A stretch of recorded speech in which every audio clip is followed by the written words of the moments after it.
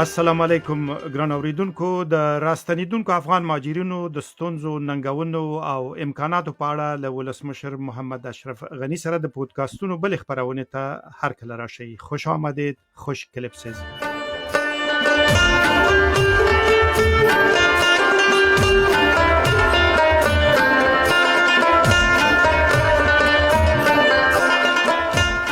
استاد موضوع خوار په وار ژورېږي او په عین حال کې ډیره په زړه پورې کیږي. تاسو ته مرکلی وایم نن به په یو بل اړخ باندې وغږیږو.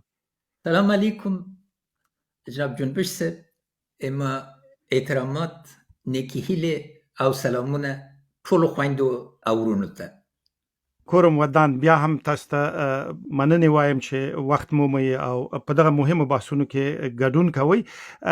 زه به د تاریخ خبرونه کې لوي یادونه نه را پیل کړم. مالته تاسو یو اشاره وکړه او ما هم ژوند وکړ چې په دی باندې بغږیږو چې اروپאי اتحادیه له تاسو سره د څو کلن مالی تمویل خبره کړې و، نهایی شوی و می په دې کې د مهاجرینو خپل برخه و. الته جزئیات سپړلو تر ځای نه وو. راته وایي چې د مهاجرینو لپاره مخصوصا هغوی چې راستنیږي په دغو طرحو کې څومره ځای وو، څومره مالي امکانات وو؟ بسم الله الرحمن الرحیم. ډیره مننه. لومړی زه غواړم یو توپیر ته اشاره وکړم. بعض اوقات موږ طرح د هغه چلند سره چې اتحادیه د اروپا د ترکیه دولت سره لري هغه سره پرتله کیږي او دا نه و. د ترکیه سره مسله دا ده چې څنګه له سوریې نه هغه وتلي مهاجرین او همدغه چې له نورو هېوادونو ځي او ترکیه کې تمېږي، اروپا ته ونه رسېږي. دا یو ګذري معامله ده او د امکاناتو ده چې څنګه بوج په ترکیه باندې رانسي او دې دپاره چې اروپا نه غواړي دا خلک راسي څنګه امکانات ورته برابر کړي او هیله دا ده چې دوی ملک خاصتا سوریه یو ثبات ته ورسیږي چې هغوی برته وګرځي. موږ خبرې او اړیکې اتحادیه د اروپا سره هم مثبت جنبې درلودې هم منفي. منفي جنبه څه وه؟ د اروپا متوسطه طبقه او جګه طبقه لویترین منبع د استعمال د نشه یي توکو ده او دوی عادت ده چې دا بد مرض وبا د هیروین موږ په وطن کې جاري ساتلی او ډیرترینه برخه د پیسو له دې نه چې دا حرکت چې له جنوب د افغانستان نه بالاخره اتحادیه د اروپا ته رسید په حدود 50 میلیارد دلار په کال کې تخمین شوی ده. شمال له خوا نه چې روسیې ته او اسیای مرکزي هېوادو ته او ځینې چین دې ته ځي 10 میلیارد. دغه کې یو هوسا افغانستان یو ډیر اساسي خبره ده، ځکه د اپیون بدلول او د هیروین نه مخه نیول آبادي غواړي په افغانستان کې. دا یې مثبته برخه ده. بله برخه چې مشترکه ده چاپیریال ده. چاپیریال سرحدونه نه پیژني او د اروپا اتحادیه د چاپیریال په برخه کې مخکښه ټولنه ده. دلته موږ غوښتل چې په اساسي توګه مخکې لاړ شو او درېیمه برخه دا ده چې اروپا او آسیا سره بیل نه دي. آسیا او اروپا په حقیقت کې یو بر اعظم ده.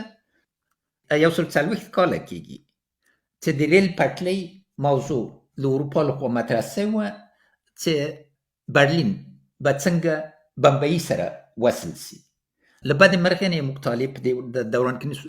نو دا ټول سره ټول کوي اصلي برخه په دې کې وه د مهاجرینو موضوع چې څنګه افغانستان هوسا سي، ثبات ولري، دوامدارې پایدارې او باعزت سولې ته ورسیږي چې یو مملکت چې هلته اروپا مرستې یو علت د وده وسي او د افغانستان خلک هوسا کړي. په دې چوکاټ کې دوه برخې وي. هغه مهاجرین چې حقوق تثبیت شوي وي او د اتحادیه د اروپا په محکمو کې حقوق یې ګټلي وو، دوی حقوق باید خوندي پاتې وای او دا ټول موږ ګټلي وو. اما هغه چې شرایط په واضح توګه دې ته و چې باید وګرځي، دوی ته خاص اقدامات وو. اما اصلي خبره هم دا وه چې ټول افغانستان چې 90% مرستو ته اړتیا درلوده او ودې ته اړتیا درلوده د یو هوسا ژوند خاوند سي. د ارقامو اندازه معلومه ده چې مثلا اروپا د کډوالو لپاره مشخص څومره مرسته کولای شو؟ دا په موږ پورې تړلې ده، ځکه چې کډوالې په یو توګه وګورئ چې خاص فرد په فرد راځي، دوی ته خاص مصارفو دا وو، اما په عمومي توګه موږ لویه موضوع دا وه چې څنګه وده راوړي. ما په تیر پودکاست کې تاسو ته ویلي او چې 9% په کال کې باید موږ وده وکړو، او تاسو په اول کې لږ شک باندې ورباندې کتل، اما هیله ده چې توضیحات چې ما درکړل ذهن دې ته تیار کړی چې دا امکان پذیره وه. دغه موږ لویه خبره وه او دا موږ په برنامو باندې تړلې ده، ځکه چې 14.2 میلیارده ډالر په عمومي توګه له ټول نړۍ نه موږ ژمنه واخیسته 4 کالو دپاره تر 2024 کال پورې. په هر کال کې به 3.2 میلیارده ډالر راتلل. د هغه په څنګ کې پیسې دي چې مشخصو هیوادو ته ټاکل سوي نه دي، اما هغه هیوادونه چې طرحه لري کولی شي چې دا پیسې خپلې کړي.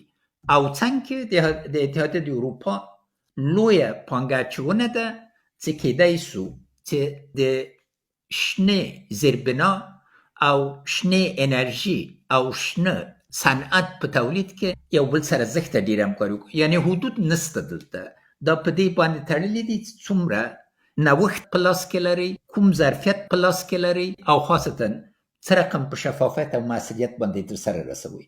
دیگه امکانات به حد دیر دي. یعنی تمرکز اصلی بر این می بود که بجای از اینکه خیرات ماهی بته راه ماهیگیری را یاد بته افغانستان بتانه به پای خود استاد شوه و به درجه از آسایش برسه که مهاجرین برگشته خود بتانه از نظر مالی تامین کنه. مطلق و دیجم بازم چون اصطلاح عام شده ماهی و ماهیگیری، مگر هر دوی از این محدود است. ماهیگیری هنوزم از زندگی ابتدایی حکایت میکنه. من میخوام اگه افغانستان باشه که بالاخره بتونه به کشورهای دیگه کمک کنه، نه ساحه دید ما به این محدود بانه که ما یک زندگی بخور و نمیر داشته باشیم. چون اصطلاحی ماهیگیری بازم به این تعلق داره که آیا دا آب ماهی است و یا ماهی را با بم میگیریم و اساس خراب میکنیم. اما استاد شدن با پای خود در شرایط بین‌المللی ضرورت همکاری را میکنه، چون مانای از این انزوا نیست، مانای از این همکاری است و شیوه اصلی است که در آینده سر صحبت‌های زیادتر خواهد کردیم. افغانستان امکانات نهایت زیاد داره که متاسفانه سرمایه پنهان است. انکشاف از این سرمایه باید به یک هدف بدل شود که اگر افغانستان که زندگی آبرومند برای اکثریت مطلق افغانان ایجاد کرده میتونه به چی شیوه مدیریت شد. تشکر.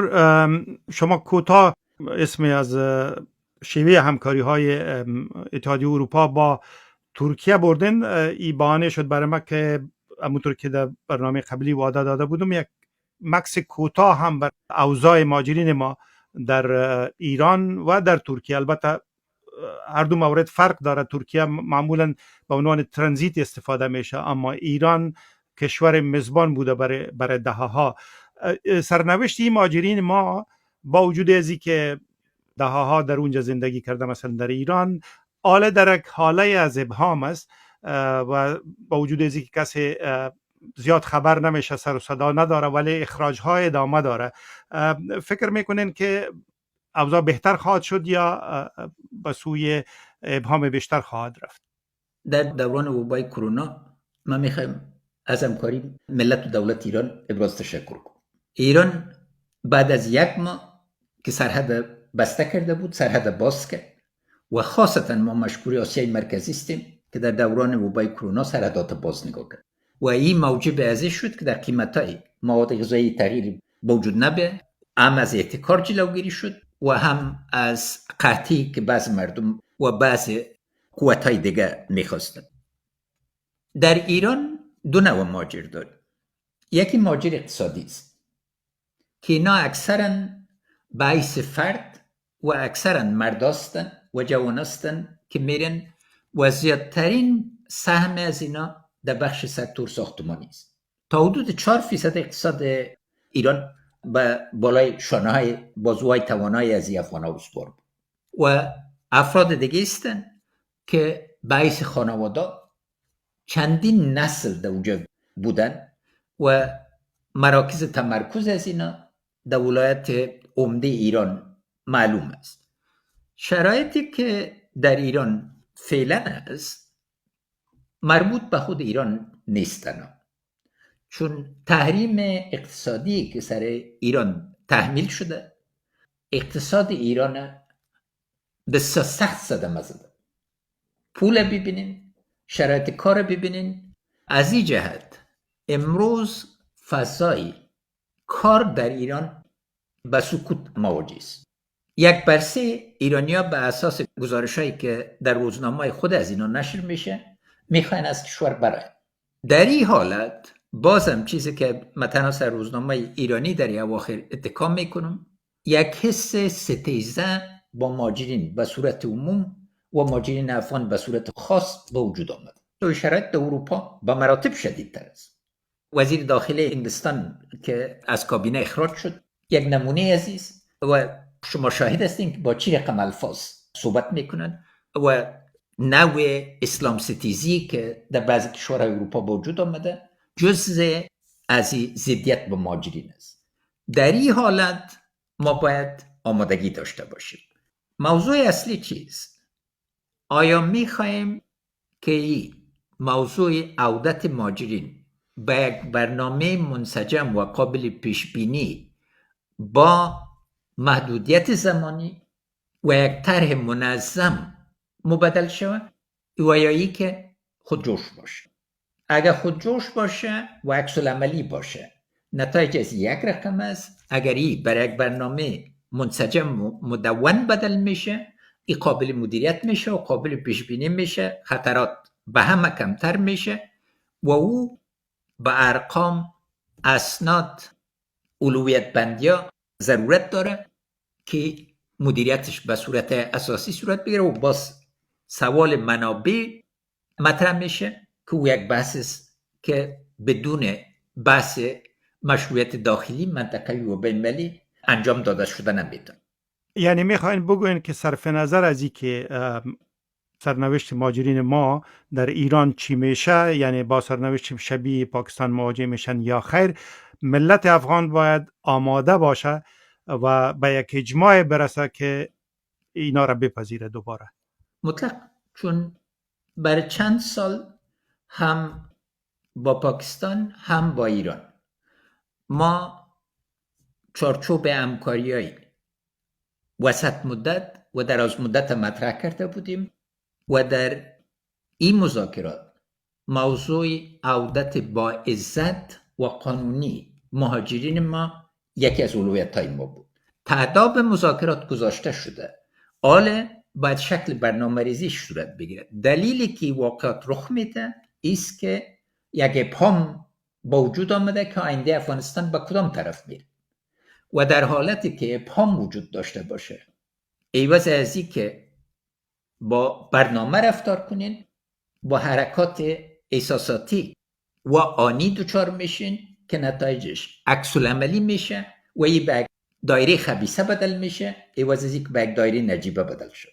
اما امکان بدل کردن از این به دایره نجیبه باید یکی از اولویت‌های ملی ما باشه. د کډوالو موضوع مهمه ده، لوی هم ده او اوس لومړیتوبونو ته هم راغلې ده. د دې ترڅنګ یو شی چې ډېر پې څوک نه غږېږي او تقریبا له پامه غورځېدلی دا ده چې د ایران او پاکستان دواړو کې د افغان کډوالو د مجموعي شمېر په اندازه موږ کورني بې ځایه شوي هم لرو. دې ته هم باید پام وشي. جون بیرسیب زه تاسو نه د زړه له کومې نه مننه کوم. زه ډېرې مهمه موضوع ته اشاره وکړه. زه غواړم یو لازم عکس وکړم ځکه دا دردونکې ده. پوهېږئ موږ دومره غمونه لیدلي دي او دومره وینې م لیدلي دي چې اوس غم، درد او وینې ته بې تفاوت شوي. د بې ځایه شویو ستونزه دومره لرزونکې ده او دردونکې ده چې حتی حدود نه لري. افغان ښاغلیو کې زړه ډیره سخته ده او په اسانه نه زړي، ځکه له کوچنیتوب نه موږ او تاسې کې دا پیچکاري سوې ده چې باید خپل احساسات کنټرول کړو، که مرګ وي که سیلاو وي که بل. اما ما د بېځایه سوي وطنوال لیدلي دي چې 1 ساعت یا 2 ساعته ځوانان او پاخه خلک او سپینګیري په زړه کې دا ژوند د انساني ژوند نه وتلی او ټول ورته په کرکه ګوري. او ماته دا زښته ډېره ضروري وه. یو دلیل چې زه یو باعزتې سولې باندې ټینګار کوو او ورته ژمن وم دا و چې داخلي بېځای سوي باید بیرته ځای په ځای سي او د حقوقو څښتن سي، لکه چې مهاجرینو ته موږ د خپل لاس او د بدن یو برخې ته ګورو، همدغه رقم موږ بېځای سوي مهاجرین خویندې ورونو او د دوی کوچنیان موږ د وجود یو برخه دي، لکه سترګې او لکه نور وجود دی. د همدې موضوع دپاره د غصب مسله چې مطرح کړل، لوی غصبونه، یو دلیل دغه چې دغه خلک د غصب نتیجه دي. ځینې ځایو کې ډېر ظالمانو په ډېر وحشي توګه دوی له هر شي نه ویستلي دي او اوس یو عمده برخه د اوبو د پروژو، ښاري پروژو او نورو پروژو باندې چې بیا به انشاءالله تعالی موږ او تاسو تفصیل باندې راسو. دلیل دا ده چې دغه خلک باید یو برخه د افغانستان خپل ځان وګڼي، مسئول جایداد ولري، مسئولیت ولري چې افغانان دي، د حقوقو خاوندان دي او کولی شي خپل نور خویندو ورونو سره په سرلوړي په مساوات وغږېږي. نو دا موضوع ډېره مهمه ده او زه بیا مننه کوم چې تاسې ورته پوښتنه مطرح کړه. څوک په کابل ښار کې لږ د قرغې خواته ولاړ شي، د هلمند نه را بېځایه شوي به وګوري چې په څه کړاو کې مخصوصا د ژمي په واورو کې ژوند کوي. ما په خپله په سوځونکي لمر کې هماغه چې تاسو ویل د غصب له امله له شمال نه راتښتېدلي بېځایه شوي ولیدل چې په لښکرګاه ته نږدې په هلمند کې کم کې اچول شوي وو. دغه راز مې د هرات په مسلخ کې د وچکالۍ له امله را بېځایه شوي کسان ولیدل چې له بادغیس او غور او دغه سیمو نه راغلي وو، هلته په ډېر بد حالت کې ژوند کاوه. زما پوښتنه دا ده چې یوه برخه د دوی کېدی شي سیمه ییز عوامل ولري لکه جګړې، غصبونه او نور، یوه بله برخه انسان د لاس نه بهر ده، د چاپیریال په بدلانه پورې اړه لري چې چاپیریال د دوی په سیمو کې دومره خراب شوی دی، څه چې درلودل له لاسه یې ورکړي، یوازینۍ لار ورته دا پاتې وه چې یو بل ځای ته ووځي. نو د دوی بیرته میشتول او خپلو سیمو ته لیږدول به دومره اسان نه وي، مخصوصا چې اقلیمي بدلون افغانستان خورا ځپلی دی. بلکل جناب جانبیر صاحب، دا ځایونه ما ټول په سترګو لیدلي، دا ټول خویندو ورونو سره غږېدلی او په ژمي کې مې هم کتلي، په اوړي کې هم کتلي. ځکه ما له تاسو نه مننه وکړه، ځکه امنیتي شرایط له بدې مرغې نه موږ پرې نه ښودلو چې دوی حق غوښتنو باندې اقدام وکړو. چاپیریال کې افغانستان له 10 هېوادونه ده چې ډېره سختو ستونزو د چاپیریال سره مخامخ، اما له بلې مخې موږ هغه امکانات هم لرو چې په اساسي توګه د حل لاره کیدای شي. شمال د افغانستان ته وګورئ، 6 میاشتې سیلابونه دي، 6 میاشتې وچکالي ده او دغې کې د بندونو جوړول په اوسني پوهې باندې تمرکز په دې کې ده چې اکثره بندونه او ویالې چې په 20مې پېړۍ کې جوړ شوي دي د 500 یا 100 کالو چاپیریال شرایط په نظر کې نیولو دي او نن چاپیریال ډېر سخت په بدلون کې ده، خاصتا مرکزي آسیا، غربي آسیا او جنوبي آسیا کې. که دا د افغانستان اوبه په وړې، منځني او لویې سطحې باندې په یو اساسي برنامې باندې عملي سي، دغه ستونزه د مدیریت وړ ګرځېدی سي. اما بیا هم دا انسجام غواړي. تهداب د دې موجود ده، اما باید اوسني شرایطو په نظر کې نیولو سره داسې اقداماتو ته مخه وکړو چې خلک واقعا ځای په ځای سي. غیر له هغه نه دا ستونزه ورځ په ورځ ډېرېږي او دا د ناسور زخم بحث محیط زیست بعداً خواهد آمد، من امیدوار هستم، ولی دمی قسمت چون مربوط میشه به مسائل مهاجرین و بیجا شده های داخلی، میخوایم از شما بپرسم که چند فیصد این مردم بیجا شده های داخلی از بالاثر تغییر اقلیم خانه های خود ترک کردن و چند فیصد از این ناشی است از مسائل منطقه‌ای از جمله جنگ و غیره؟ تخمین 6.2 میلیون انسان بیجای شده داخلی است. 4 میلیون از این نظر به عوامل جنگ و بی‌ثباتی، غصب و غیره است و 2.2 میلیون از این به اساس عوامل محیط زیستی. تنها سواحل آمو را ببین، یک غصب است. شغنان طور مثال یکی از زیباترین نقاط افغانستان است و در دوران داود خان بیبی گل ما شرف عزیر داشتیم که یک هفته کامل بدون از اینکه هیچ کس بشناسیم با پای دره زیبا بگردیم. در وقت یک پرواز باختر بود 6 سال پیش که باز رفتم، تقریبا نیم دره را آب برده بود و در طول سواحل آمو ببینین یک مسئله اساسی است که تحکیم از یکی از عمده‌ترین موضوعات است که باید صورت بگیره. از طرف دیگه نقطه را که خدمتتان عرض کردم، وقتی که غصب جویها صورت گرفت به اندازه ساحه جوی محدود شده که آب به یک برسه یا یک بردوی حرکت خود میه و پایین آب متاثر شده. نقطه دیگه بدبختانه موضوع چاهای عمیق است. چاهای عمیق به یک فیشن بدل شد و بدون هیچ نوع تفکیک. البته نیت نیک بود، من نیت در قسمت اول مورد سوال قرار نمیتون، اما اگر حقوق آب در دین مبین اسلام مطالعه کنین، یکی از بهترین نظام‌های حقوقی به حداقل 1200 سال که اسنادش ما شخصا مطالعه کردیم وجود داره. با یک کاریز موجود تا حدود 2 کیلومتر در اطراف از یک از کاریز نو ایجاد کرده نمیتونست. آب بله، به خاطر از اینکه آب دیگران را نگیره، آب دیگران نگیره و جوی‌هایی بود که 5 کیلومتر یا 10 کیلومتر از ساحه دیگه تیر میشد، قرنها حفظ بود. جوی نزدیک بالای سار یک مثال از است.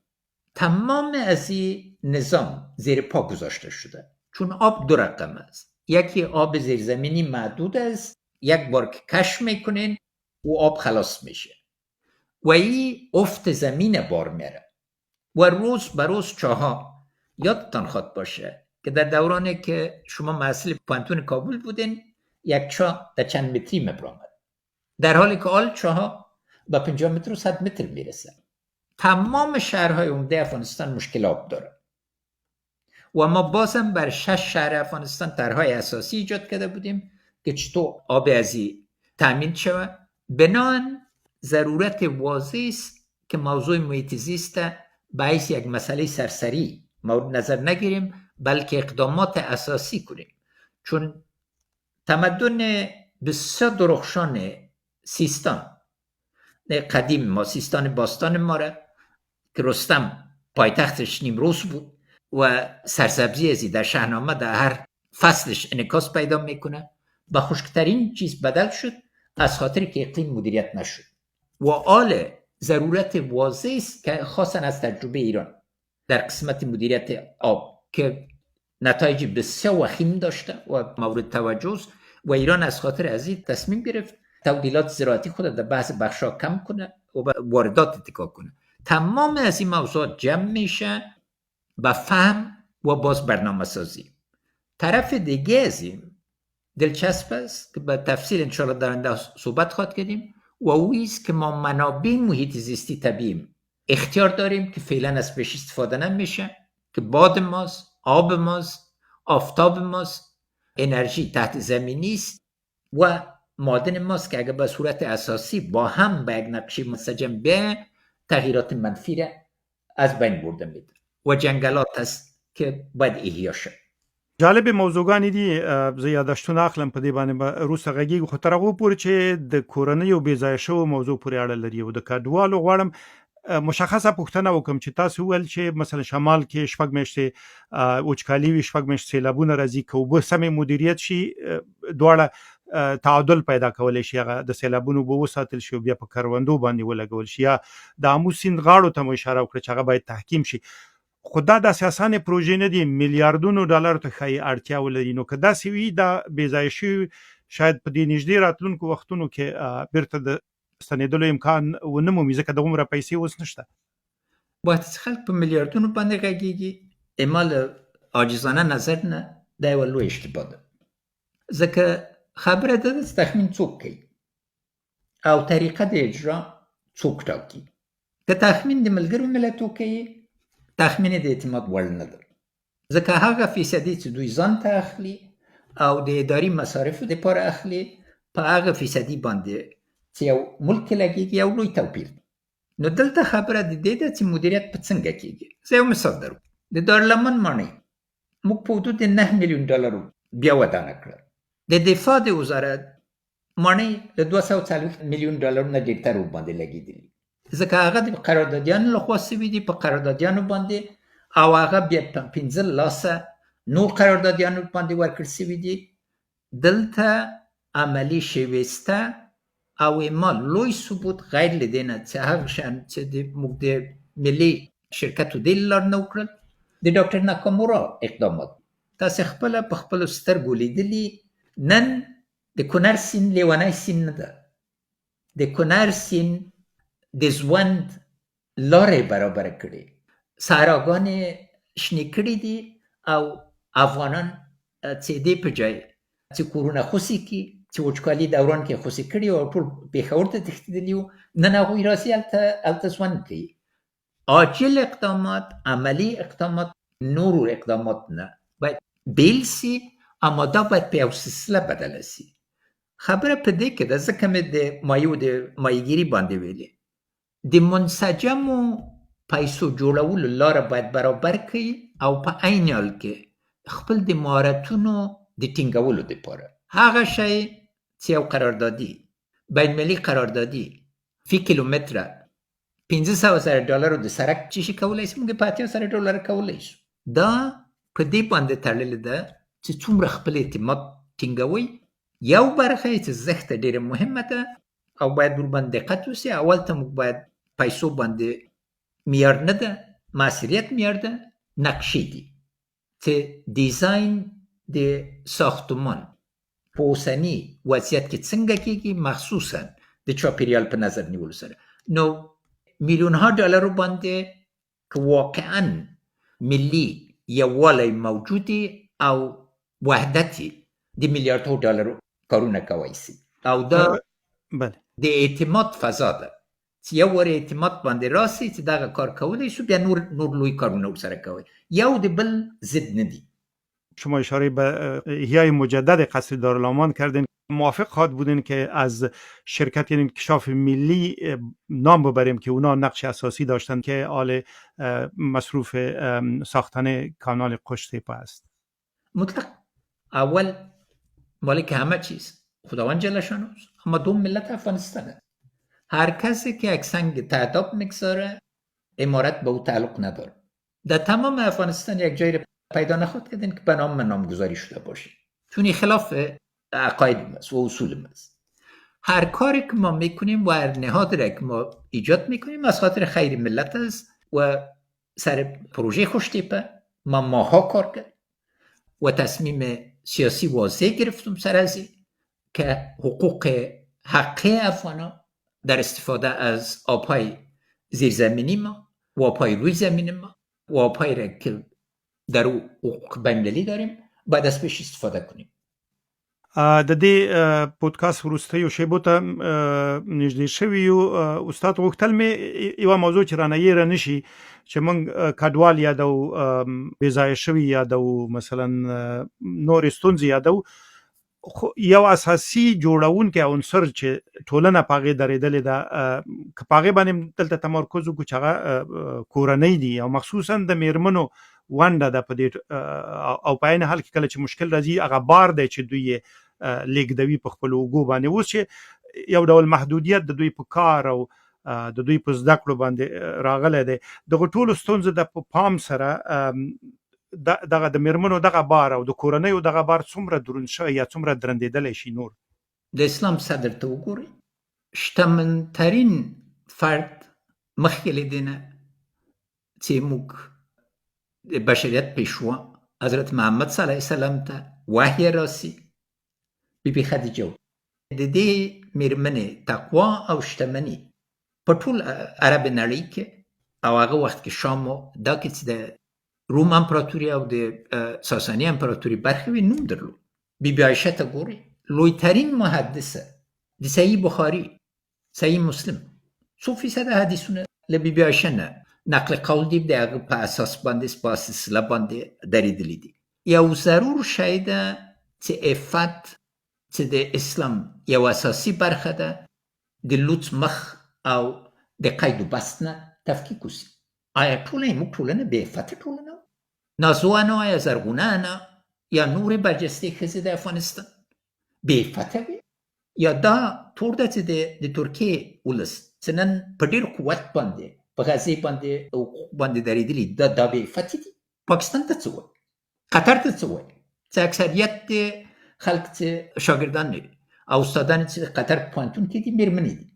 ضروره ده چې دې باندې متوجه سو اساسي واحد د ټولنې کورنۍ ده او کورنۍ کې پکې سخت تصامیم څوک نیسي. وخت چې ډوډۍ کمه وي میرمنې دي چې فیصله کوي چې اول هغه ښاغلو ته چې باندې اخته دي او کار کوي ډوډۍ ورکړي، دوم خپل زامنو ته ډوډۍ ورکوي، پس له هغه نه خپل لوڼو ته ډوډۍ ورکوي، آخري مړۍ د ډوډۍ خپله خوري. که دوی مدیریت نه وي، تاسو فکر کوئ چې څو کورنۍ به په پښو درېږي؟ او د دوی عقایدو ته ګورئ، یو اقلیت به یې شاید چې بل نظریات ولري، اما مطلق اکثریت د افغانستان ډېر ټینګ په خپل عفت باندې، په خپل عزت باندې او په عین حال کې خپل حقوق باندې درېدلي. او په دې چې میرمنې خپلې بېلې شوراګانې ولري، هېڅ ستونزه نشته. ملي تړون کې ما ټولو میرمنو ته خپلې شوراګانې حق ورکړ او دوی په ډېر قوت باندې. ډېر ستر مثال میدان وردک ولایت کې ده چې یو میرمنې په رادیو کې واورېدل چې برېښنا له اوبو نه جوړېدی سي او ټول ښاغلي د کلي لرې وو، کلي وو ایران او پاکستان و دې کې وو.